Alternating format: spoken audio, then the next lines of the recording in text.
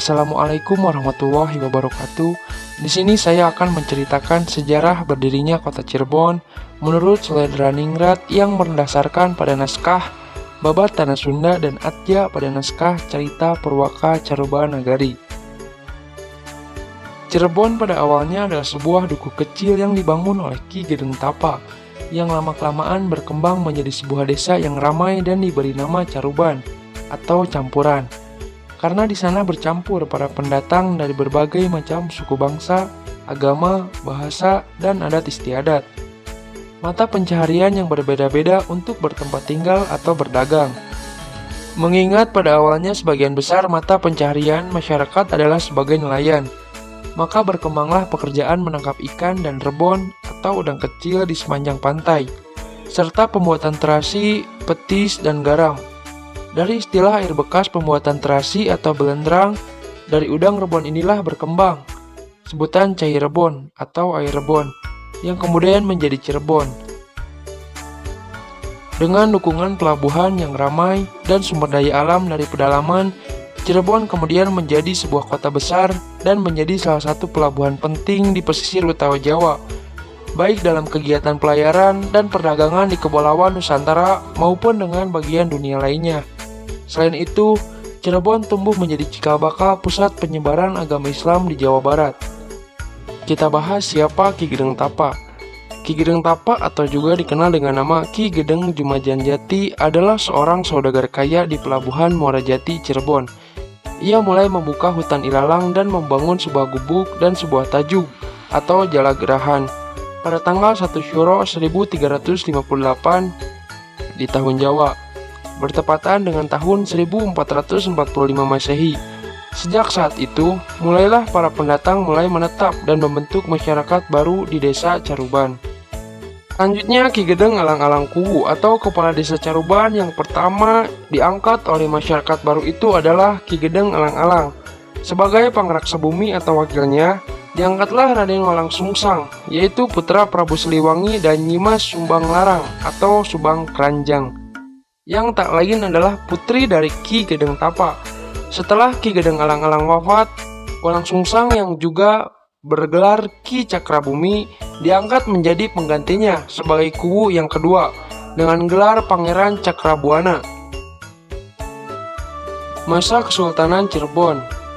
Pangeran Cakrabuana adalah keturunan Pajajaran, putra pertama Sri Baduga Maharaja Prabu Siliwangi dari istrinya yang kedua bernama Subang Larang.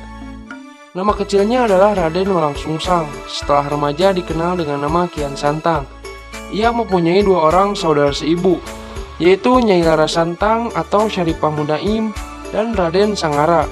Sebagai anak sulung dan laki-laki, ia tidak mendapatkan haknya sebagai putra mahkota Pakuan Pajajaran. Hal ini disebabkan oleh karena ia memeluk agama Islam yang diturunkan oleh Subang Larang, ibunya. Sementara itu, abad ke-16, ajaran agama mayoritas di Pajajaran adalah Sunda Wiwitan atau agama leluhur orang Sunda, Hindu, dan Buddha. Posisinya digantikan oleh adiknya, Prabu Surawisesa, anak laki-laki Prabu Siliwangi dari istrinya yang ketiga, Nyai Cantring Manikmayang. Ketika kakeknya Ki Gedeng Tapa yang penguasa pesisir utara Jawa meninggal, Walang Sungsang tidak meneruskan kedudukan kakeknya, melainkan lalu mendirikan istana Pakungwati dan membentuk pemerintahan di Cirebon. Dengan demikian, yang dianggap sebagai pendiri pertama Kesultanan Cirebon adalah Walang Sungsang atau Pangeran Cakrabuana. Pangeran Cakrabuana yang usai menunaikan ibadah haji kemudian disebut Haji Abdullah Iman, tampil sebagai Raja Cirebon pertama yang memerintah dari Keraton Pakungwati dan Sunan Gunung Jati pada tahun 1479 Masehi. Kedudukannya kemudian digantikan putra adiknya, Nyai Rara Santang dari hasil perkawinannya dengan Syarif Abdullah dari Mesir, yakni Syarif Hidayatullah, yang setelah wafat dikenal dengan sebutan Sunan Gunung Jati dengan gelar Temenggung Syarif Hidayatullah bin Maulana Sultan Muhammad Syarif Abdullah. Pertumbuhan dan perkembangan yang pesat pada Kesultanan Cirebon dimulailah oleh Syarif Hidayatullah atau Sunan Gunung Jati. Sunan Gunung Jati kemudian diyakini sebagai pendiri dinasti Raja-Raja Kesultanan Cirebon. dan Kesultanan Banten serta penyebar agama Islam di Jawa Barat seperti Majalengka, Kuningan, Kawali atau Galuh, Sunda Kelapa, dan Banten Fathahilah. Kekosongan pemegang kekuasaan itu kemudian diisi dengan mengukuhkan pejabat keraton yang selama Sunan Gunung Jati melaksanakan tugas dakwah. Pemerintahan dijabat oleh Fathahilah atau Fadilah Khan. Fathahilah kemudian naik tahta dan memerintah Cirebon secara resmi menjadi raja sejak tahun 1568. Fathahilah menduduki tahta kerajaan Cirebon hanya berlangsung 2 tahun karena ia meninggal dunia pada tahun 1570. 2 tahun setelah Sunan Gunung Jati wafat dan dimakamkan berdampingan dengan makam Sunan Gunung Jati di Gedung Jinem Astana Gunung Sembung. Panembahan Ratu I, sepeninggalan Fathahilah. Oleh karena tidak ada calon lain yang layak menjadi raja, tahta kerajaan jatuh kepada cucu Sunan Gunung Jati, yaitu Pangeran Emas, putra tertua Pangeran Dipati Cirebon atau cicit Sunan Gunung Jati. Pangeran Emas kemudian bergelar Panembahan Ratu I dan memerintah Cirebon selama kurang lebih 79 tahun. Panembahan Ratu II. Setelah Panembahan Ratu I meninggal dunia pada tahun 1649. Pemerintahan Kesultanan Cirebon dilanjutkan oleh cucunya yang bernama Pangeran Lasmi atau Pangeran Karim. Karena ayahnya Pangeran Lasmi yaitu Pangeran Sedaing Gayam atau Panembahan Adeningkusumah meninggal lebih dulu, Pangeran Lasmi kemudian menggunakan gelar ayahnya yang sudah meninggal, yakni Panembahan Adeningkusumah yang kemudian dikenal pula dengan sebutan Panembahan Girilaya atau Panembahan Ratu II. Panembahan Girilaya pada masa pemerintahannya terjepit di antara dua kekuatan kekuasaan, yaitu Kesultanan Banten dan Kesultanan Mataram. Banten merasa curiga, sebab Cirebon dianggap lebih dekat dengan Mataram. Amangkurat I adalah mertua Panembahan Girilaya. Mataram di lain pihak merasa curiga bahwa Cirebon tidak sungguh-sungguh mendekatkan diri, karena Panembahan Girilaya dan Sultan Agung Tirtayasa dari Banten adalah sama-sama keturunan Pajajaran. Kondisi ini memuncak dengan meninggalnya Panembahan Girilaya di Kartasura dan ditahannya Pangeran Martawijaya dan Pangeran Kartawijaya di Mataram. Panembahan Girilaya adalah menantu Sultan Agung Hanyakra-Kusuma dari Kesultanan Mataram. Makamnya di Yogyakarta, di Bukit Girilaya, dekat dengan makam Raja-Raja Mataram di Imogiri, Kabupaten Bantul. Menurut beberapa sumber di Imogiri maupun Girilaya, tinggi makam Panembahan Girilaya adalah sejajar dengan makam Sultan Agung di Imogiri. Terpecahnya Kesultanan Cirebon dengan kematian Panembahan Girilaya, maka terjadi kekosongan penguasa. Pangeran Wangsakerta yang bertanggung jawab atas pemerintahan di Cirebon selama ayahnya tidak berada di tempat. Khawatir atau nasib kedua kakaknya, kemudian ia pergi ke Banten untuk meminta bantuan Sultan Agung Tirtayasa, yaitu anak dari Pangeran Abu Maali yang tewas dalam perang Pagarage. Beliau mengiyakan permohonan tersebut karena melihat peluang untuk memperbaiki hubungan diplomatik Banten-Cirebon. Dengan bantuan pemberontak Trunojoyo yang disupport oleh Sultan Agung Tirtayasa, kedua pangeran tersebut berhasil diselamatkan.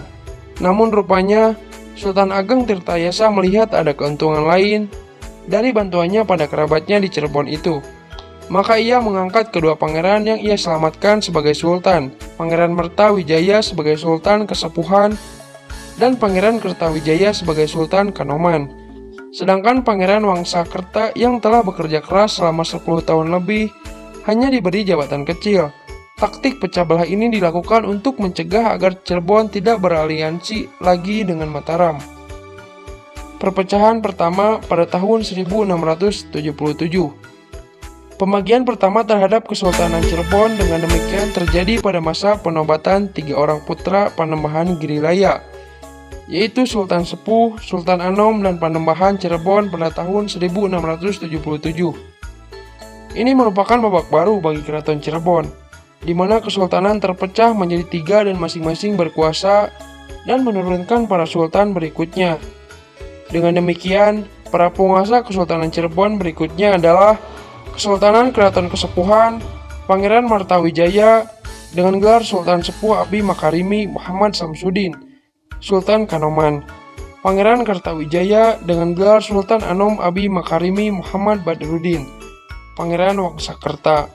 Sebagai Panembahan Cirebon dengan gelar Pangeran Abdul Karim Muhammad Nasaruddin atau Panembahan Tohpati. Perubahan gelar dari Panembahan menjadi Sultan bagi dua putra tertua Pangeran Gilia ini dilakukan oleh Sultan Agung Tirtayasa, karena keduanya dilantik menjadi Sultan Cirebon di ibu kota Banten. Sebagai Sultan, mereka mempunyai wilayah kekuasaan penuh, rakyat, dan keraton masing-masing. Pangeran Wangsakerta tidak diangkat menjadi Sultan, melainkan hanya Panembahan. Ia tidak memiliki wilayah kekuasaan atau keraton sendiri, akan tetapi berdiri sebagai Kaperabonan atau Paguron, yaitu tempat belajar para intelektual keraton. Dalam tradisi Kesultanan Cirebon, suksesi kekuasaan sejak tahun 1677 berlangsung sesuai dengan tradisi keraton, di mana seorang sultan akan menurunkan tahtanya kepada anak laki-laki tertua dari permaisurinya. Jika tidak ada, akan dicari cucu atau cicitnya. Jika terpaksa, maka lain yang dapat memangku jabatan itu sebagai sementara. Perpecahan kedua pada tahun 1807. Suksesi para sultan selanjutnya pada umumnya berjalan lancar, sampai pada masa pemerintahan Sultan Anom IV, di mana terjadi perpecahan karena salah seorang putranya, yaitu Pangeran Raja Kanoman, ingin memisahkan diri membangun kesultanan sendiri dengan nama Kesultanan Kacirebonan. Kehendak Pangeran Raja Kanoman didukung oleh pemerintah kolonial Belanda. Dengan keluarnya Besluit atau surat keputusan Gubernur Jenderal Hindia Belanda yang mengangkat Pangeran Raja Kanoman menjadi Sultan Cirebon Kacirebonan pada tahun 1807, dengan pembatasan tidak berhak atas gelar Sultan, cukup dengan gelar Pangeran. Sejak itu di Kesultanan Cirebon bertambah satu penguasa lagi, yaitu Kesultanan Kacirebonan, pecahan dari Kesultanan Kanoman. Sementara tahta Sultan Kanoman V jatuh pada putra Sultan Anom IV, yaitu Sultan Anom Abu Soleh Imamuddin. Cirebon pada masa kolonial dan kemerdekaan. Sesudah kejadian tersebut, pemerintah kolonial Belanda pun semakin dalam ikut campur dalam mengatur Cirebon, sehingga semakin surutlah peranan dari keraton-keraton Kesultanan Cirebon. Puncaknya terjadi pada tahun 1906 dan 1926, di mana kekuasaan pemerintahan Kesultanan Cirebon secara resmi dihapuskan dengan disahkannya Gemeente Cirebon atau Kota Cirebon yang mencakup luas 1.100 hektar dengan penduduk sekitar 20.000 jiwa. Pada tahun 1942, Kota Cirebon kembali diperluas menjadi 2.450 hektar. Pada masa kemerdekaan, wilayah Kesultanan Cirebon menjadi bagian yang tidak terpisahkan dari Negara Kesatuan Republik Indonesia. Secara umum, wilayah Kesultanan Cirebon tercangkup dalam Kota Cirebon dan Kabupaten Cirebon, yang secara administratif masing-masing dipimpin oleh pejabat pemerintah Indonesia, yaitu wali kota dan bupati. Perkembangan terakhir setelah masa kemerdekaan Indonesia, Cirebon tidak lagi merupakan pusat dari pemerintahan dan pengembangan agama Islam. Meskipun demikian, keraton-keraton yang ada tetap menjalankan perannya sebagai pusat kebudayaan masyarakat, khusus di wilayah Cirebon dan sekitarnya. Kesultanan Cirebon turut serta dalam berbagai upacara dan perayaan adat masyarakat dan telah beberapa kali ambil bagian dari Festival Keraton Nusantara atau FKN. Umumnya, Keraton Kesepuhan sebagai istana Sultan Sepuh dianggap yang paling penting, karena merupakan keraton tertua yang berdiri tahun 1529. Sedangkan Keraton Kanoman sebagai istana Sultan Anom berdiri pada tahun 1622. Dan yang terkemudian adalah Keraton Kacirebonan dan Keraton Kaperabonan. Pada awal bulan Maret tahun 2003, telah terjadi konflik internal di Keraton Kanoman antara Pangeran Raja Muhammad Emiruddin dan Pangeran Elang Muhammad Saladin untuk pengangkatan tahta Sultan Kanoman. Pelantikan kedua sultan ini diperkirakan menimbulkan perpecahan di kalangan kerabat keraton tersebut. Itulah sejarah singkat terbentuknya kota Cirebon. Jika kita melirik sejarah, tentunya banyak sekali hal-hal yang menarik yang dapat kita ketahui. Apalagi sangat berbeda jauh di era sekarang dan di era zaman terdahulu. Melestarikan budaya-budaya yang sudah ada sejak zaman dahulu, agar nantinya kita bisa menceritakan kepada anak cucu kita nanti. Saya ucapkan mohon maaf bila mana ada pengucapan atau mungkin informasi yang keliru. Saya ucapkan terima kasih. Wassalamualaikum warahmatullahi wabarakatuh.